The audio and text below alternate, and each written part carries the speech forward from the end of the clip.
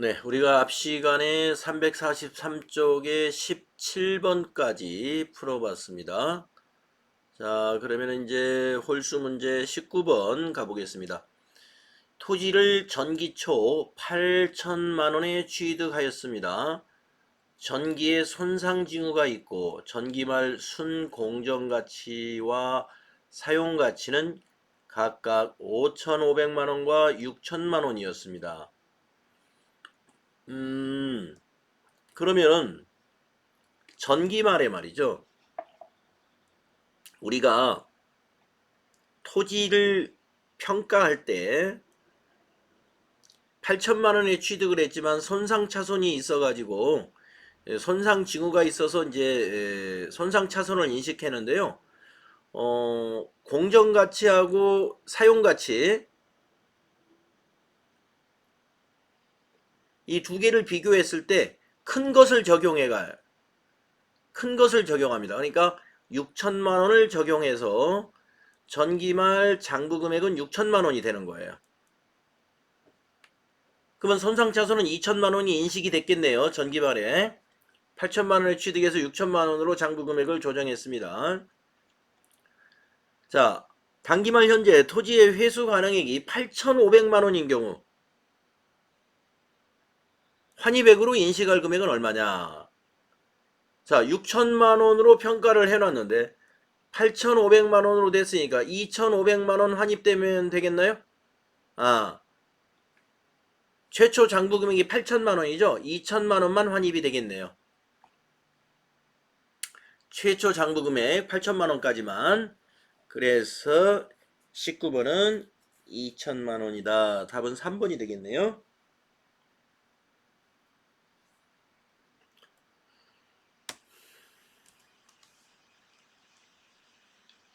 다음은 21번 문제 볼까요?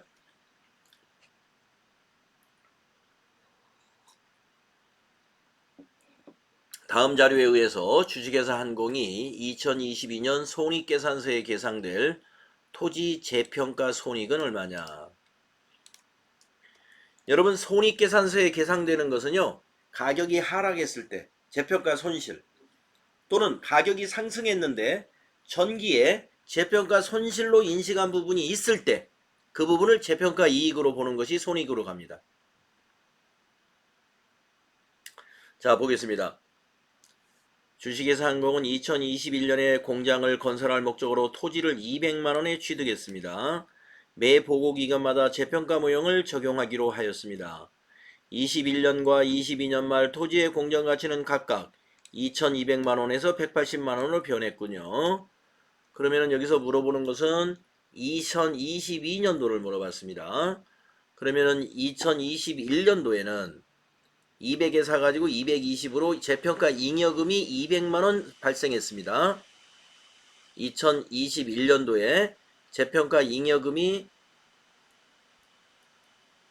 20만원 있어요. 자, 그런데 22년 말 180만원으로 하락을 합니다. 그러면은 180만원으로 하락을 했으면 220에서 최초의 200만원까지 최초의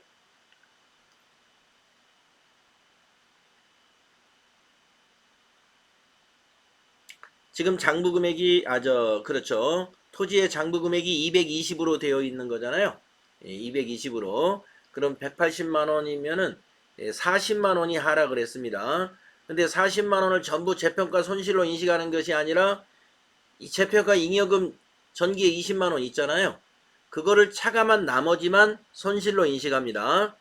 20만 원만.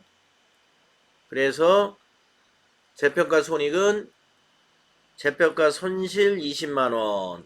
1번이 되겠습니다.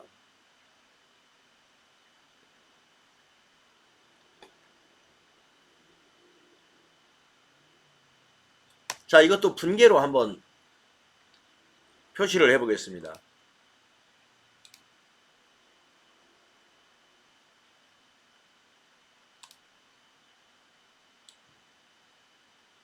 분계로 한번 해봅시다.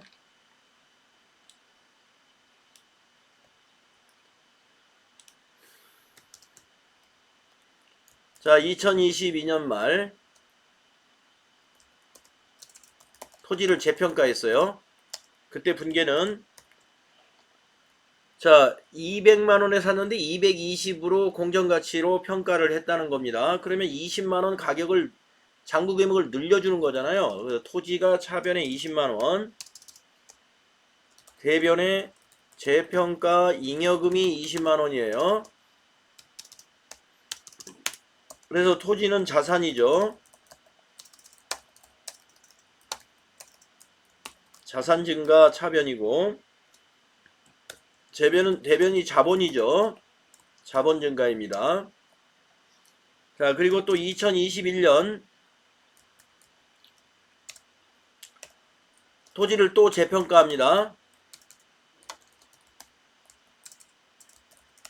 이때 공정가치는 얼마였냐면은 180만원으로 가격이 하락했어요.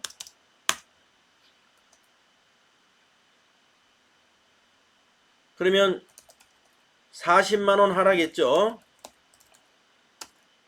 그렇지만 차변에 이 하락분 40만원을 바로 회계 처리하지 않고 재평가 잉여금을 먼저 없애줍니다.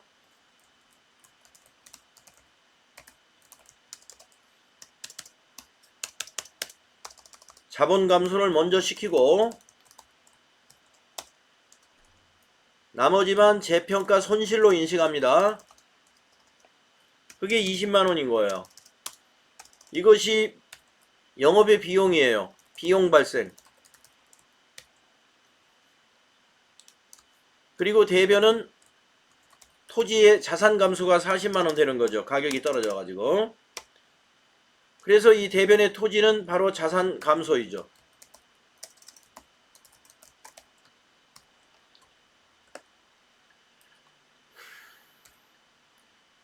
(2021년) 21년도라고 했나요? 22년도죠. 이거 제가 연도를 잘못 썼네요. 22년도.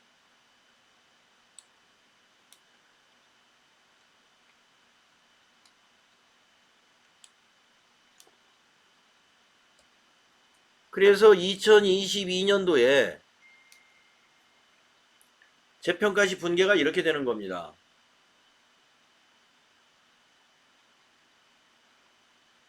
재평가 손실은 20만원.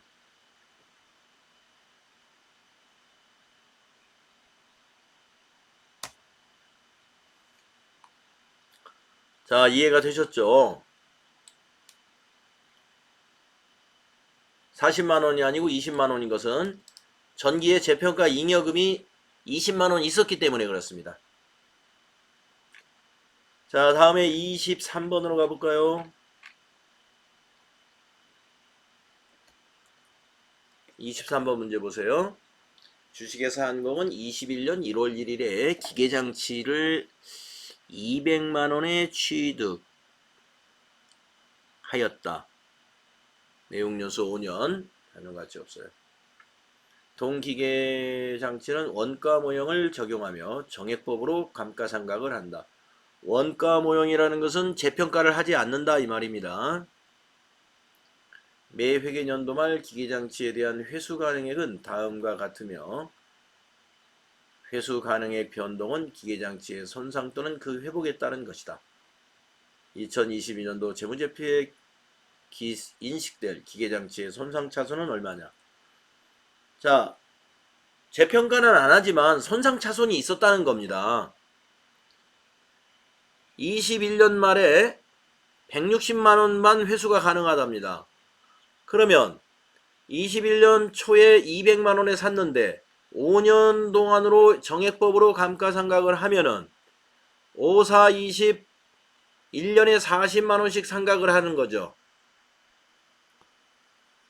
그러면 21년 말에 장부금액은 160인데 딱 맞아요. 손상차손이 없습니다. 21년 말에는. 자, 22년 말 2년이 됐습니다. 그러면 감가상각을 한 번 더 하게 되니까 40만원 80만원이 감가상각 누계액이 되죠. 그러면 취득금액 200에서 80을 빼면 120만 원이 22년 말에 장부금액이 됩니다. 그런데 22년 말 회수 가능액은 90만 원이래요. 장부금액이 120인데 그러면 30만 원만큼 손실이 바로 손상차손으로 인식되겠네요. 손상차손이 얼마냐? 30만 원. 장부금액 120만 원과 회수 가능액을 비교해서 손상차손을 인식하면 됩니다.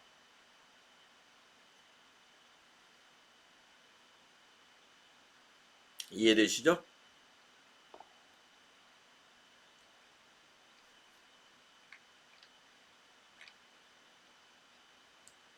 다음에 25번 문제 볼까요? 다음은 주식회사 한공의 A 기계장치 관련 자료이다. 21년 말에 인식할 유형자산 손상차손 금액은 얼마이냐? 예, 손상차손 문제 TAT급에서 많이 나오는군요. 자, 21년 1월 1일에 2억 원에 취득을 했고요. 21년 12월 31일에 감가상각비를 계상을 했는데 2천만 원 감가상각을 했네요. 네. 그러면 21년 말에는 장부금액은 1억 8천입니다. 그리고 22년 12월 30일에 A 감가상각비를 또 했네요. 그러면 감가상각 누계액이 4천만 원이 됐죠. 22년 말 A에 대한 손상검사를 실시한 결과 처분 시 예상되는 순공정가치는 6천만 원, 계속 사용가치는 7천만 원이다. 사용가치가 더 높아요. 이걸로 판단해야 됩니다. 공정가치하고 사용가치를 비교해서 큰 것으로 평가하는 거예요. 맥스로. 자, 그러면은 2억 원에 사가지고 2년간 감가상각한 누계액이 4천만 원이니까 장부금액은 1억 6천 원입니다. 1억 6천만 원입니다. 1억 6천만 원인데 사용가치가 7천만 원밖에 안 되네요. 그러면 9천만 원 손상을 입었네요. 9천만 원이나 차이가 나요. 1억 6천하고 비교했을 때 장부금액. 그래서 25번은 3번이 되겠네요. 손상차손은 9천만 원이다. 그러니까 감가상각을 하고 난 장부금액과 회수 가능 금액, 공정가치나 사용가치 중에서 큰 것을 적용하면 돼요. 그거를 서로 비교하는 겁니다. 이것과 이거를 비교해 가지고 차이가 손상차손이 되는 거예요. 네.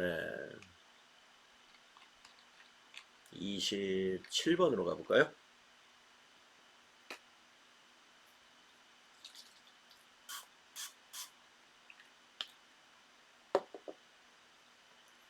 다음 중 유형자산의 건물의 취득원가에 포함되지 않는 것은?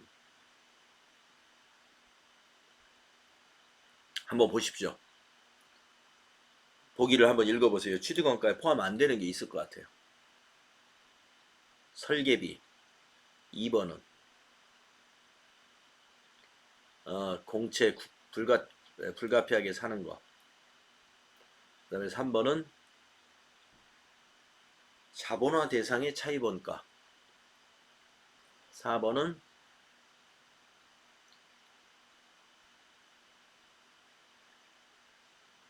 상품을 소개하는데 소요되는 지출. 뻔하죠? 상품을 판매하는데 소개하는 지출은 판매관리비가 돼야죠. 건물의 취득원가로 볼 수 없는 거죠. 그래서 4번이 되겠습니다.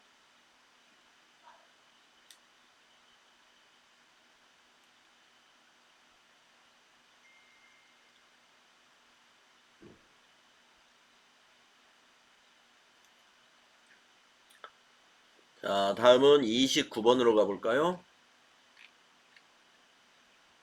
29번.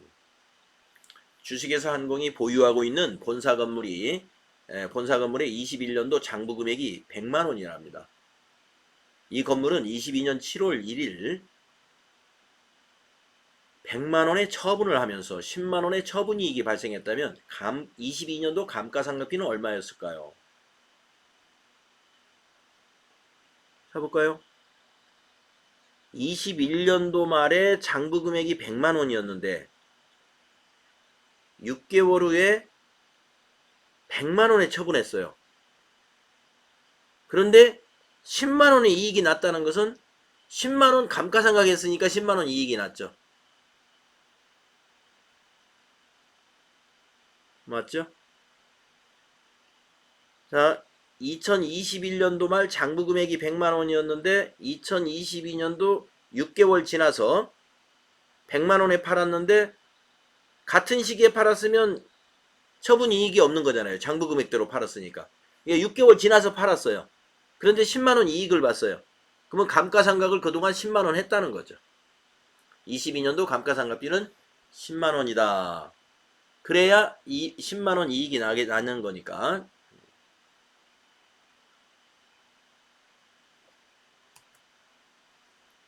다음에 30번 문제는요.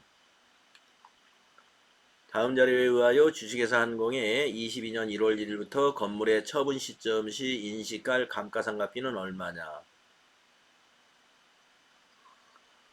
처분 시점까지의 감가상각비라는 건 감가상각 누계액을 말하는 거죠.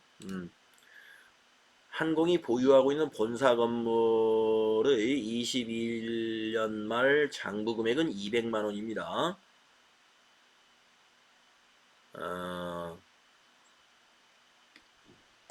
22년 1월 1일부터 처분 시점까지. 그런데 8월 1일 날, 그러면 7개월 지났죠. 200만원의 처분을 하면서 25만원의 이익이 발생했으면 아까 그 문제하고 똑같네요. 자, 전기 말에 장부 금액이 200이었어요. 그런데 8월 1일 날 200만원에 팔았더니 이익이 25만원 났네요. 이대로 팔았다면 원래 이익이 없는 거죠. 같은 시기에 팔았다면. 근데 7개월 지나서 팔았는데 25만원 이익이 났다는 것은 22년 1월 1일부터 처분 시까지 25만원만큼 감가상각이 일어났다는 얘기입니다. 그래서 2번이 되겠습니다.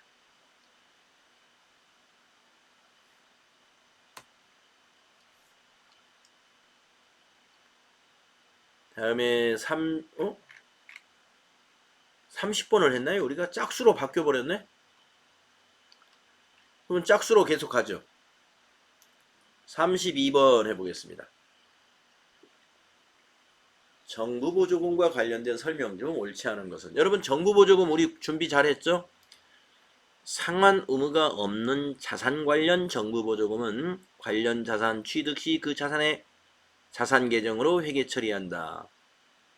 상환 의무가 없는 자산 관련 정부보조금은요, 취득할 때 그 자산의 차감 계정이지 가산 계정이 아닙니다. 1번이 틀렸어요.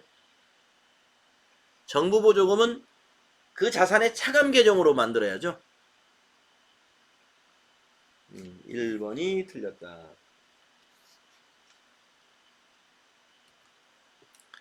다음에 34번으로 가볼까요?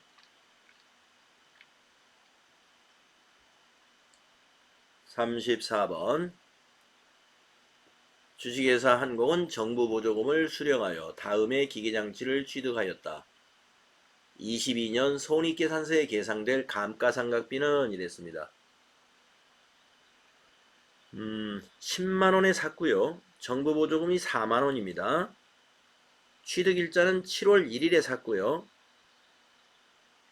그러면 6개월 지난 거죠? 결산하고. 정액은 정액법으로 산 거하고 내용 연수는 5년이고 잔존 가치가 없습니다.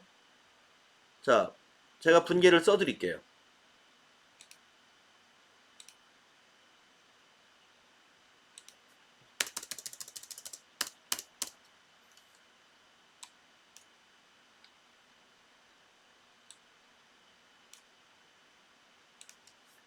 자, 34번 분계 감가상각입니다.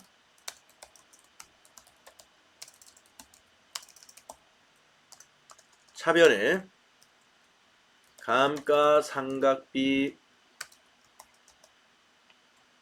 자, 정액법으로 내용연수 5년 10만원을 5로 나눕니다. 2만원이죠. 대변의 감가상각 누계액 2만원 5년간 상각이니까. 자, 그런데 정부 보조금도 5년간 상각을 해야 돼요. 그래서 차변에 정부 보조금 차감 계정을 4만원을 5로 나눠보세요. 8천원인가요? 네, 8천원 맞죠? 대변에 이것을 감가상각비에서 빼줍니다. 8천원. 이 분계에 의해서 비용이 2만원 발생했다가 요 밑에 분계에서 감가상각비 비용이 8천원이 취소가 돼버리죠. 그러면 2만원 빼기 8천원은 얼마예요? 12,000원이 손익계산서의 감가상각비로 갑니다. 그래서 손익계산서에 계상될 감가상각비는 12,000원이다.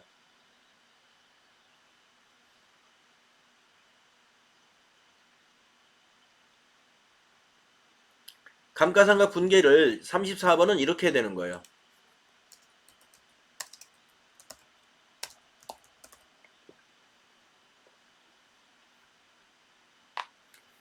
자, 왜 12,000원이 되는지 아시겠죠? 그래서 보기에 3번의 답이 있네요. 12,000원. 감가상각비가 여기서 발생했다가 여기서 취소됩니다. 정부 보조금 감가상각, 정부 보조금을 상각하면서. 우리 앞에 본문에서 이건 좀 했었어요.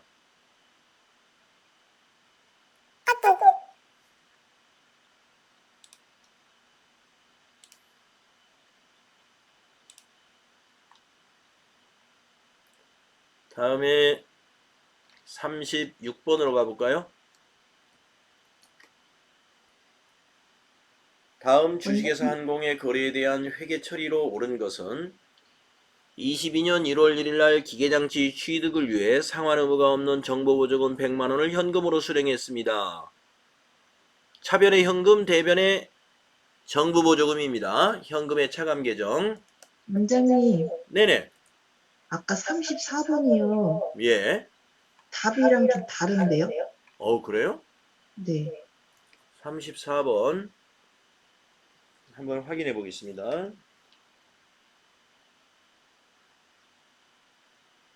6,000원이라고요?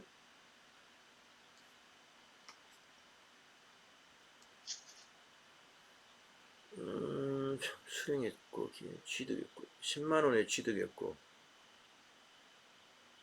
근데 여기는 왜 2012년 감가상각비라고 써있지?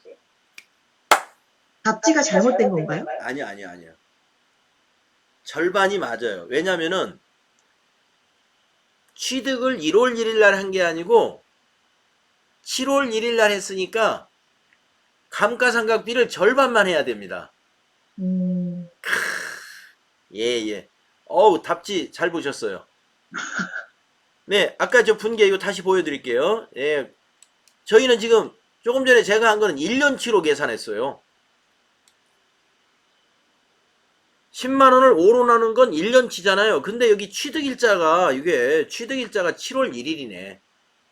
그러면은 6개월치만 해야 되니까 여기 감가상각비를 이렇게 고쳐야죠. 2만원이 아니라 여기가 만원이고, 그러면 감가상각 누계액도 대변이 만원이 되고요.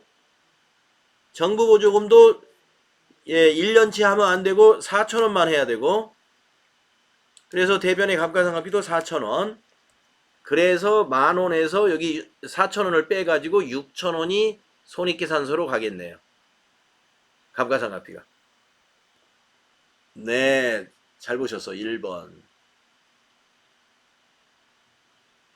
제가 이 취득일자를 무시했어요. 예, 취득일자를 무시하고 그냥 1년치 감가상각을 한 겁니다. 6개월치만 해야 됩니다.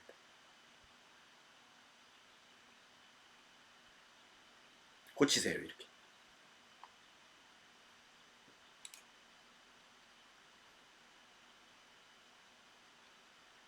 네. 자, 이제 정리됐죠? 자, 그러면 36번으로 다시 가서요.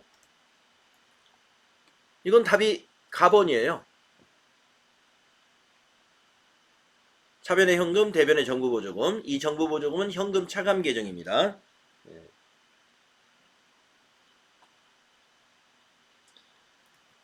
갑자기 왜 1, 2, 3, 4가 가로 바뀌었죠? 아, 이 1번의 가. 1번입니다. 답이. 다음에 38번으로 가보겠습니다. 다음은 주식회사 한공이 정부보조금을 수령하여 취득한 기계장치 관련 자료이다. 22년 손익계산서에 계산될 감가상각비는 얼마냐? 조금 전에 문제하고 똑같은 문제네요. 자, 이거는 1월 1일날 샀네요. 취득을. 아까 거는 7월 1일날 샀고, 이건 1월 1일이니까 1년치예요. 감가상각이. 취득원가 300만원, 정부보조금 50만원, 내용연수 5년, 잔존가치 10%? 300만원에 10%, 30만원. 정액법. 그러면 30만원을 뺀 270만원을 5년으로 나눠보세요.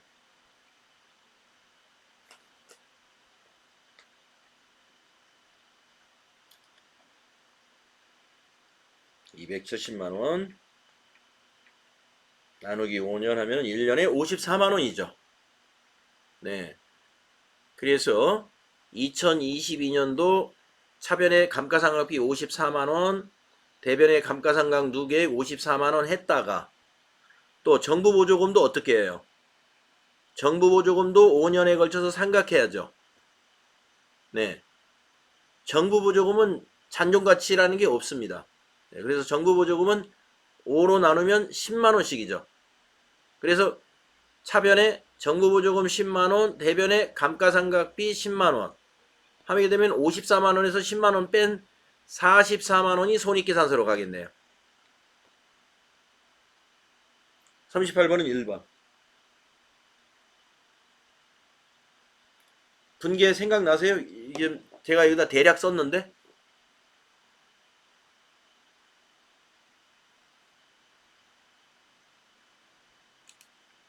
깨끗하게 써볼까요?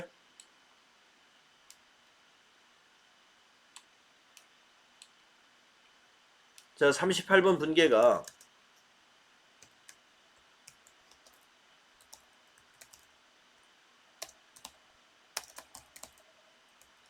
감가상각 분계인데요.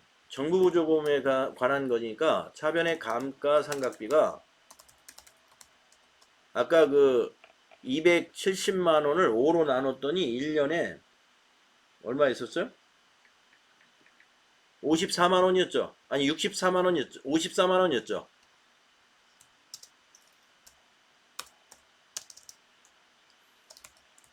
대변의 감가상각 누계액 54만원 이렇게 되고요. 줄 바꿔서 정부보조금도 상각해야 돼요. 정부보조금은 잔존가치 없어요. 5년으로 나누면 1년에 10만원이죠. 대변에는 감가상각비예요. 10만원. 이렇게 되기 때문에 자, 감가상각비 비용 발생했다가 여기서 비용이 취소되죠. 그러니까 44만원이 손익계산서로 가게 된다.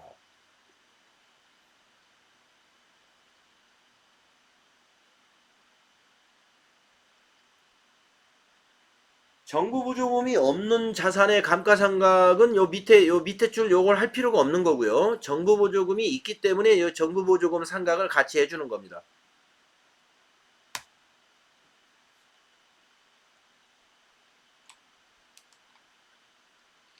자, 그 다음에 이제 끝났구나. 부채와 자본으로 넘어가 볼까요? 자, 부채와 자본 공부를 해보도록 하겠습니다. 다음은 이번에는 홀수로 가볼까요? 부채와 자본. 다음은 주식회사 한공의 사채 관련 자료이다. 22년 12월 31일에 사채 이자에 대한 회계 처리로 오른 것은, 자, 1월 1일 날 발행했고요. 만기는 24년이고 사채 액면 금액은 100만 원이고요. 이자 지급일은 매년 말일이고요. 사채 할인 발행 차금 삼각표를 보니까 발행할 때 1월 1일 날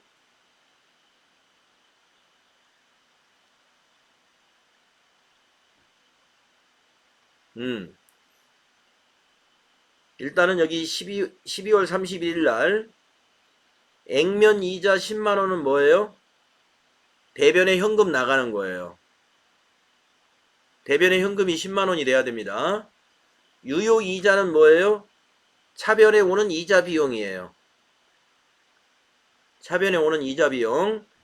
자, 그래서 차변의 이자 비용과 대변의 현금 10만 원의 차이가 요거죠.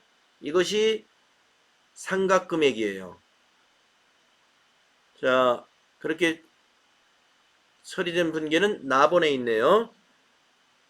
유효이자율법에 의해서 이자 비용을 인식하고 액면 이자는 현금으로 채권자에게 지급하는 거고 그 차액을 할인 발행 차금에서 상각합니다. 나번입니다. 이것도 우리 연습했었죠? 네, 1번에 나번 어디 볼까요?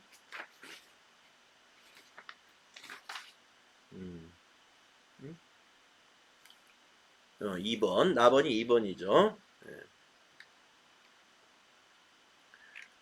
자, 그 다음에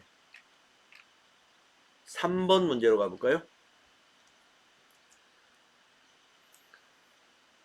다음은 사채 발행과 관련된 자료이다. 이에 대한 설명으로 옳지 않은 것은, 자, 사채 비유동 부채죠. 7월 1일 날 발행을 했고요. 상환 기간은 3년, 표시 이자율이 10%, 시장 이자율이 12%면은 할인 발행을 했겠군요. 이자 지급은 매년 12월 31일입니다. 발행일의 회계 처리는 사채 할인 발행 차금이 4,804원이 발생했습니다. 자, 1번 사채는 비유동 부채죠? 맞았어요. 옳지 않은 거 찾으라는 거죠? 2번 발행 금액은 10만 원인가요? 아니죠. 틀렸네요. 2번이 발행 금액 할인 발행한 거 요거죠. 현금 들어온 거 95,196원에 발행한 겁니다. 자, 3번 할인 발행한 거 맞고요. 4번 유효이자율법 적용 시 사채 할인 발행 차금 상각액은 매기 증가합니다. 네, 상각액은 매년 증가하게 되어 있어요. 왜냐하면 할인 발행을 했기 때문에 장부 금액이 계속 증가시켜야 됩니다.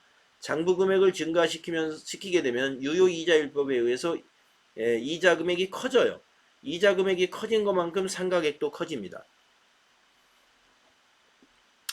자, 2번 발행 금액 10만 원 아닌 거 여러분 확실하죠? 다음에 5번 주식회사 한공은 22년 1월 1일에 액면가액 100만 원인 3년 만기 사채를 995,843원에 발행했습니다. 할인 발행했죠? 사채 발행 시 액면 이자율이 10%, 유효이자율이 15%였기 때문에 할인 발행한 겁니다. 이자는 매년 말 1회 지급합니다. 2022년 주식회사 한공이 인식해야 할 이자 비용은 얼마냐? 이자 비용은 유효이자율법에 의해서 장부금액 곱하기 유효이자율이에요. 유효이자율이 15%죠. 장부금액은 뭐예요? 예, 요 금액이 장부금액입니다. 그래서 995,843원 곱하기 15% 해보세요.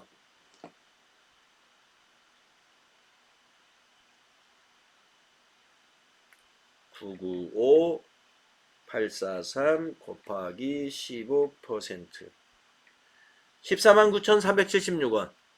3번이 답이 되겠네요.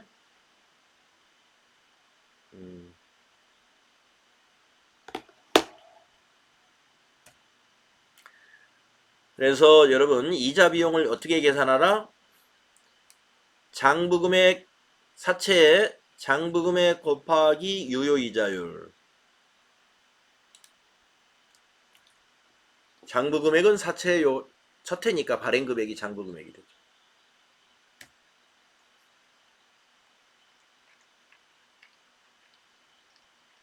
7번으로 가보겠습니다.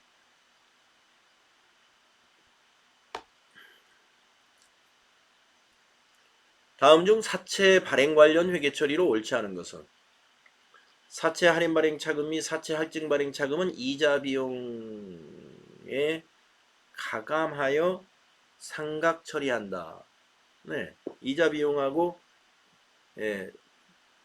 현금 지급한 거하고 비교하죠. 사채 할인 발행 차금의 상각은 당기 순이익을 감소시킨다. 사채 할인 발행 차금을 상각하면은 사채의 장부 금액이 증가하는 건데 이자 비용이 발생하니까 이거 상각하면서 이자 비용도 발생하거든요. 당기순이익 비용 때문에 이자 비용 때문에 당기순이익 감소한다고 볼 수 있겠네요. 차변의 이자 비용, 대변의 현금 이렇게 나오니까 일단 가보겠습니다. 옳지 않은 것은 3번 사채 할증 발행 차금의 상각은 사채의 장부 금액을 감소시킨다. 할증 발행 차금이라는 거 할증 발행을 한 거니까 상각을 하면 장부 금액이 줄어들어 가지고 액면가하고 같아지는 거죠. 3번은 맞았고 4번 사채를 할인 발행하는 경우 손익계산서상 이자 비용은 사채 장부 금액의 액면 이자율을 곱한 것이다. 이게 틀렸구나. 네, 아까 말씀드렸죠. 이자 비용을 계산할 때는 장부 금액에다가 유효 이자율을 곱하는 거라고 그랬죠. 액면 이자율이 아닙니다. 옳지 않은 것은 4번. 우리 사채에서 이자 비용 계산할 때는 액면 이자율로 계산하는 게 아니에요. 유효 이자율로 계산합니다. 시장 이자율을 말하는 겁니다. 발행 시 시장 이자율. 4번이 틀렸다.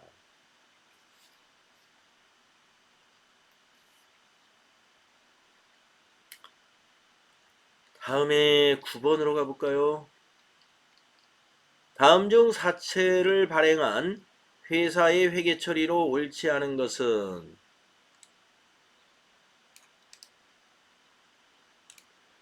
1번 사채의 기말 장부 금액은 발행 시점의 유효 이자율을 적용하여 평가한다. 유효 그렇죠.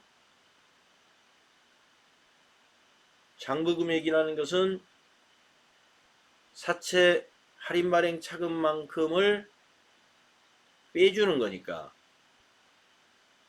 사채 할인 발행 차금이 유효 이자율에 의해서 계산이 된다고 볼 수 있어요. 간접적으로. 사채 할증 발행 차금은 사채 액면 금액에서 차감하는 형식으로 재무상태표에 보고한다. 이거 틀렸네요.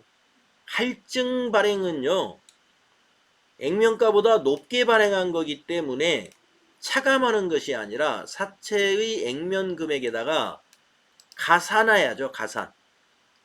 할인 발행이 차감하는 거고 할증 발행한 것은 가산하는 겁니다. 그래서 옳지 않은 것은 2번이 틀렸네요. 사채 할인 발행이면은 액면 금액에 차감시키지만 할증 발행은 액면 금액에 가산하는 계정이에요. 9번에 2번이 틀렸다. 다음에 11번. 11번 문제 보겠습니다. 주식회사 한공은 주당 만원에 취득한 자기 주식 1000주를 주당 200주를 1000주 중에 200주를 주당 15,000원에 매각했습니다. 이 거래가 주식회사 한공의 재무제표에 미치는 영향으로 오른 것은 분계를 써보겠습니다.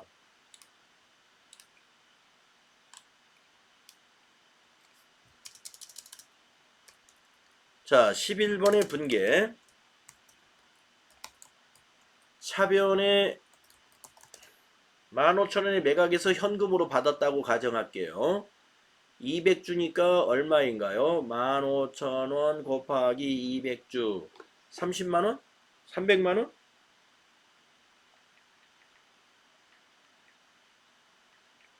예, 300만원이 들어오죠. 대변에 자기 주식을 팔았죠.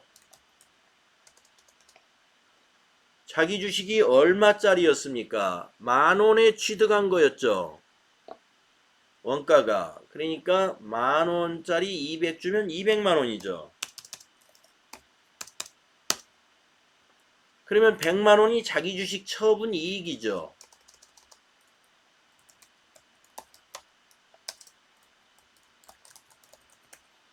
(100만원) 그러면 이걸 거래 후 결합관계는 어떻게 되는 건가요? 물어보겠습니다. 자, 먼저 차변의 현금은 당연히 알 거고, 자산 증가.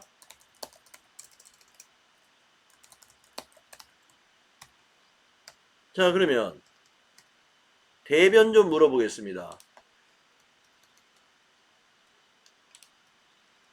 먼저 자기 주식부터. 누구 조아름씨 자기 주식 대변 이거 뭔가요? 거래 후 결합관계가 자본 감소, 자본 네? 자본이 대변에 가면 증가한 거예요. 네. 네, 자본 증가입니다. 그러면 좀 더 구체적으로 자본 중에서 자기 주식은 어느 항목이에요? 자본 조정. 조정입니다. 자본 조정. 자, 그 다음에 최미영 씨한테 한번 물어보겠습니다. 그 밑에 자기 주식 처분 이익은 결합관계가 어떻게 되죠? 자본 잉여금. 예, 자본 증가이고, 그렇죠. 자본 잉여금입니다. 예. 이걸 알면 이 문제는 맞출 수 있는 것입니다. 이 분계가 가능하시면. 자, 1번 자본 총계에 변동하지 않는다. 틀렸네요. 변동하죠. 이만큼 300만원의 자본이 증가하는데 1번은 틀렸고, 2번 자본 잉여금은 변동하지 않는다. 자본 잉여금 100만원 증가하죠? 틀렸고, 3번 자본 조정이 200만원 증가한다. 예, 자본 조정 여기 있네요. 200만원 증가. 3번 맞았습니다. 4번 자본금이 200만원 감사한다. 자본금 없습니다. 자본금은 여기에 해당되지 않습니다. 그렇죠? 자본하고 자본금은 다른 것이죠. 그래서 옳은 것은 3번이다.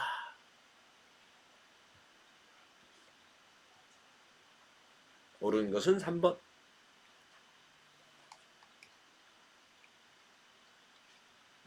다음에 우리가 지금 몇 번까지 했죠? 11번 했죠? 자, 그러고 보니까 더 쉬는 시간이 됐군요.